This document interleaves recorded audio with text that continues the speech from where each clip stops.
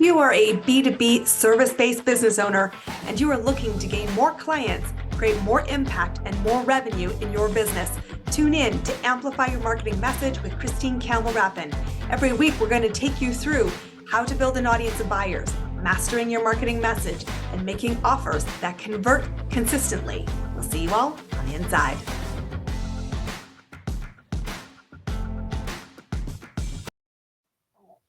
To get in front of more people, more ways, more often, there are lots of different tactics available in the marketplace.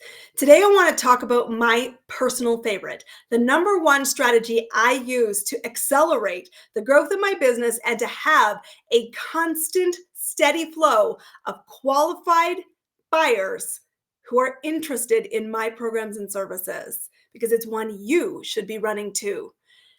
So often we think that getting in front of more people, more ways, more often means cha-ching and a lot of money. It doesn't have to be that way. And in fact, I personally love the low-tech, high-touch strategies, and they're the ones I run. They're simple, they're easy to execute, and they serve my business, which means they have a strong ROI and they're in alignment with how I like to run my business. So today we're talking about speaking. Speaking is the fastest path to cash. And as my mentor says to me frequently, Christine, you can build $1 million business by getting in front of more people, more ways, more often, and speaking well and using speaking as a strategy to create revenue. So that's what I do, and it is highly effective. In today's episode, I want to take you through two core elements to be using this strategy effectively, because I see a lot of people speaking and not as many people getting the $1 million business out of it. And whether you want $1 million or not is not the point.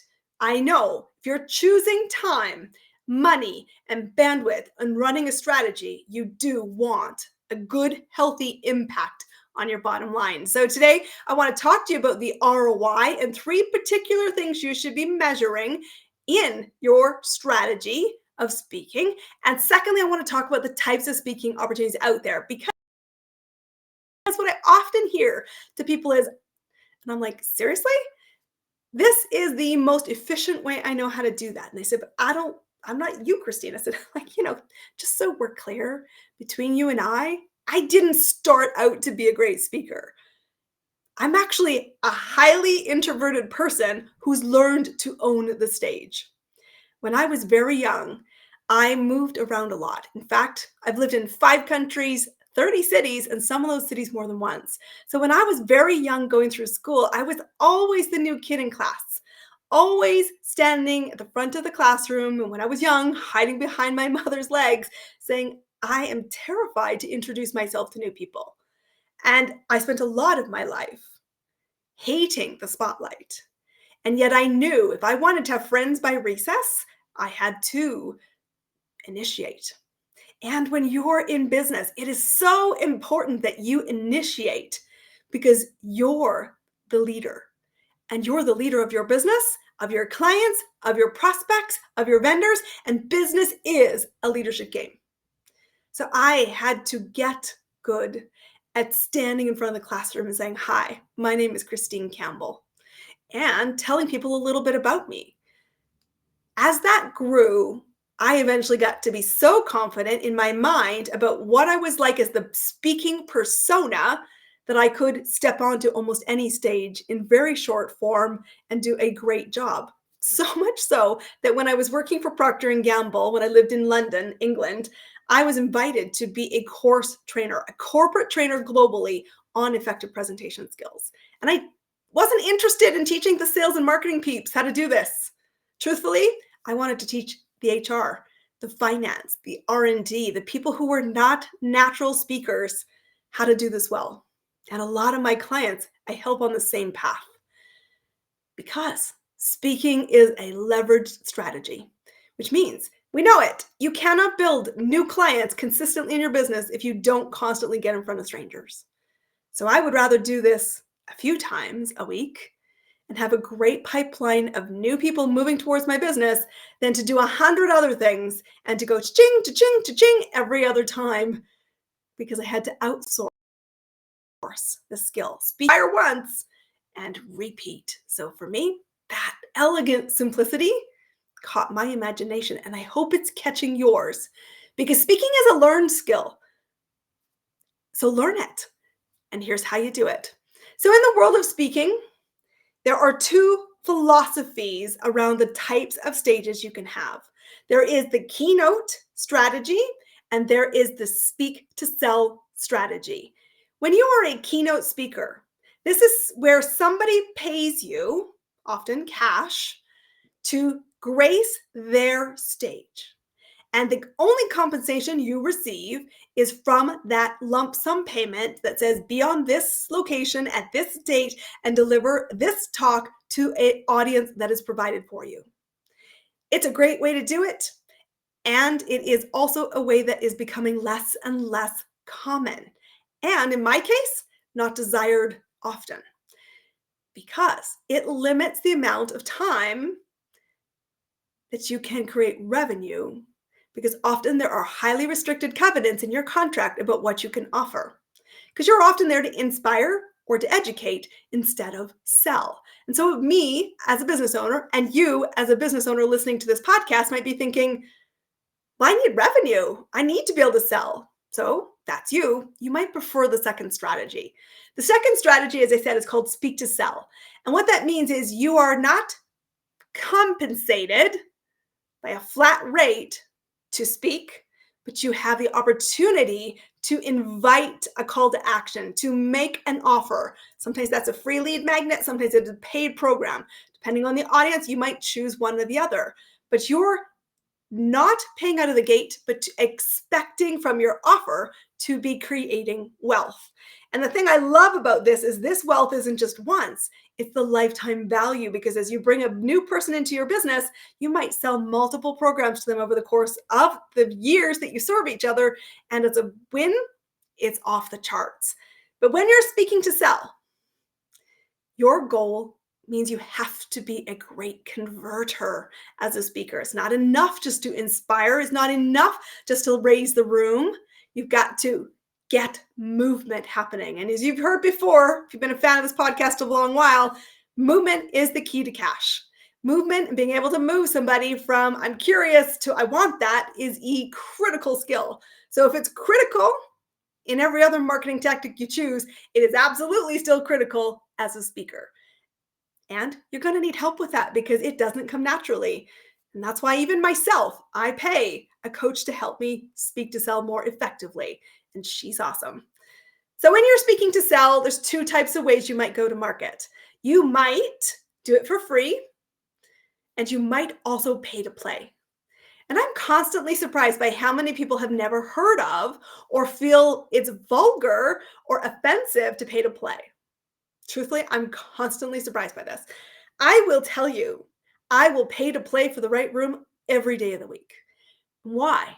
Because if somebody knowingly has brought together my ideal clients and they want cash for me to get access to that room, it is the lowest cost per acquisition I spend of all my marketing dollars because I know how to convert. And so I'm happy to pay if you will get the room full for me because I know I can do a great job on the offer. If you're not sure that you can convert, you might not love this strategy. But rather than hate the strategy, learn to play the strategy well would be my advice as your advisor. So let's dial it back. You get to keynote, which is getting paid to speak, or you do not get paid to speak. You might, in fact, pay to play because you're going to be making an offer and getting that offer, creating cash. And if you're a business owner, I want you to hear that. Cha-ching. I want you to be getting cash out of your speaking. So now that you understand the framework and you know that speaking really is an incredible way to leverage audience and to be able to identify the potential buyer in the room, how? With movement, then you can really run this strategy and create a rather fast way to accelerate the growth of your client base. But the theory is great. I want you to be focused on what are you measuring? Because business is math. You cannot get away from this. Business is math. So, if you're going to invest in any strategy, this one today we're talking about speaking, I want you to have a focus on how are you measuring your effectiveness of your time, money, bandwidth by running this chosen strategy. So, here are the three things I measure. It is hardly surprising you've heard this before, but it is really important that you're in the right room. If you are not in front of people who want to know what you do, offer, and how to get in touch with you, you are not in the right place. I don't care whether you got paid for it or you're hoping for a miracle on the other side, it's ineffective. So, the first thing, let's talk about return on influence. You've got to be in the right room. And you've got to know how to choose the right rooms. And that means vetted opportunities. That means referred opportunities. That means delivering and getting clear what do they need to create movement, and are you in a good situation to pitch that audience and that room. So, influence of this host, influence of the audience, influence of the action takers, and your ability to move people, critical. So, are you building influence? Not only are you influencing the people, you are seen as a person of influence. One of the things that's so fascinating is if you are endorsed by being invited onto somebody else's platform, either as a keynote or as a speak to sell speaker, suddenly people go, oh, they're an expert. Not because they told me they were an expert, but because somebody else endorsed them. So this is key. Your visibility on other people's stages immediately starts to build trust with a room of strangers. And that's a big win on the speed train. The other thing that you're gaining influence if you start to create your stages is you become a destination, a referral partner, somebody that they want to have strategic alliances with because you have access. And access to potential buyers creates big ripples for everybody. And so, as you're evaluating, is it the right room? Are they the right people I want to partner with? And do I want to step into this arena? I want you to be asking about the return of influence and looking at this as multifaceted, because not all speaking opportunities are equal. Yes, you do the deal, but I want to know, did you get client movement, qualified leads into your business? Because if not, the strategy was not effective. Number two is the return on impact. Impact comes in a lot of different ways. It is, in simple terms, did you create movement? Did you serve the audience well so that they took action? Did you solve a specific problem? And here, please, as somebody who hosts stages, you only will be selected if you solve a specific problem. No more pitching yourself as I can talk about business. I can talk about unicorns. I can talk about marketing. I can talk about SEO. Like, it's never going to get you booked on a really good stage of buyers in the room because it's too generic. You've got to be sure I solve a specific problem at a specific intersection point, and that's the right opportunity, and get yourself in it. But specificity is key. It's important that you're relevant. And I mean relevant from what's going on in the economic climate. You talking about strategies that won 10 years ago does not make you relevant today. I'm going to say that one more time for the people in the back. Talking about stuff that used to work 10 years ago and it's not working today does not give you credibility in the audience of today. I also want you to be relevant to understanding where is the audience at. And that's a good conversation to be having with the host before you either pitch or accept an invitation. Because if you're somebody who works with business owners that already have millions of dollars, team, and momentum in their business, and you're somebody who talks about what's it like to be a solopreneur, you're not relevant to that room. And so you've got to do the research, and that's conversations. And that's also essentially speaking. I want you to be sure that you're captivating and interesting and bringing the energy. And the most important thing you do, if you steal the show, is it's because you created value. I don't want you just to sizzle like a bright, shining star. I want you to be a shooting star with substance. And value, remember, always, always, always is in the eyes of the audience, the next buyer. It's not in the value as you perceive it. So the best way to be asking, how do I deliver value, is to ask your event host, where are they at? What's their biggest concern? How can I bring enough value? And then bring it. Bring it with all of your bright, intense, amazing energy and move the mountain for them. So we've talked about return of influence and return of impact. The third thing I am measuring, and I invite you to be measuring if you're going to run speaking as your strategy to get in front of more buyers, to amplify your business, to create more revenue and profit, is to be thinking about the math. Investment. And investment is about the choice. Do you get paid or do you pay? What does it create from a time, money, partnership opportunity?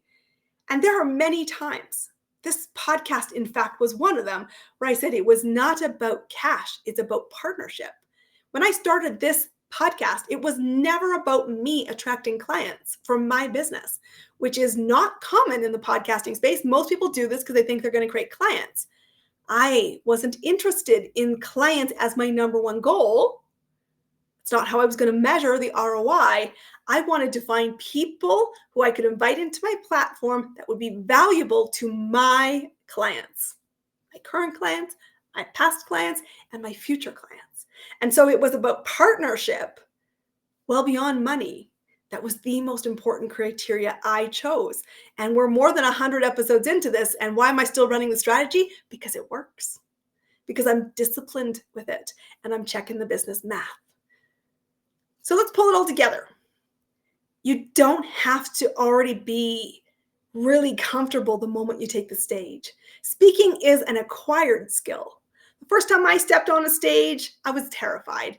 When I step on a stage today, I'm still terrified, but I'm very committed to serving the audience. And it's not about me. I have to show respect to the audience by being the best I can be. And so I put in the reps off screen, backstage, and I work and pay for mentors to help me be a great stage presence who moves the mountain. But you simply choose to start. And why should you start? Because speaking is the fastest path to cash. My mentor is very often reminding me that when you're a great speaker and you're in the right rooms and you have a great high ticket offer, you can build $1 million business in 48 occasions a year. Well, I'd rather do 48 occasions of 365 days than to be doing 100 other things times 10. No, thank you. I want to create influence, impact, and investment that is strong to my bottom line. I want to remember that I get to choose which types of speaking opportunities I choose, whether it's keynote or speak to sell. What matters is your choices. What matters is how you communicate to the audience. And it goes without saying, so I'm going to say it, that in order to move a mountain, you've got to get those foundations that we talk about a lot here on this platform. You've got to know who the buyer is. You've got to be able to identify and move them from curious to paid client. And you've got to be really clear, what do they value and what makes you the must hire. And you've got to sizzle and have substance. And you've got to have confidence when you take the stage. So these are things that I do in my business. They're choices I personally made. And many of my clients choose to follow my footsteps. Not all, but many. And they do so because they see how effective it is for me. Influence is granted when you choose to step into an audience and say, I've got something important to share because I understand what you want and I've got expertise to help you get there. Speaking is a fun way to grow your business. It is an elegantly simple way to grow your business. So if you're thinking, kind of caught my imagination, Christine, then I want to invite you to start speaking today, to use these elegantly simple strategies, to choose the lane you want to get into, and to focus on the ROI, because you get better through lived experience. So today is the perfect day to make today day one. Get out there, go amplify your marketing message, and go crush it. I can't wait to see you on the next stage. I'll see you there. That's a wrap on another amazing episode of Amplify Your Marketing Message with me, your host, Christine Campbell Rapin.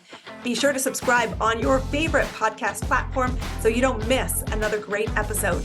And be sure to visit christinecampbellrapin.com/podcast to get a free resource on how to master your marketing message. We'll see you all on our next episode.